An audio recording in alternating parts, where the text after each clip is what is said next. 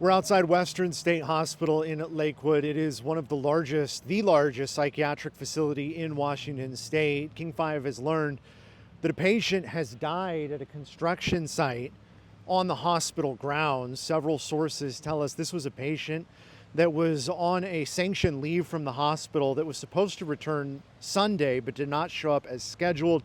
When workers got to the job site the following day, they found that the patient had passed away. Several sources tell King 5 that that patient is believed to have either fallen off of the crane or jumped. Clark Construction is the general contractor for the project. They're currently working on a new $1 billion hospital facility.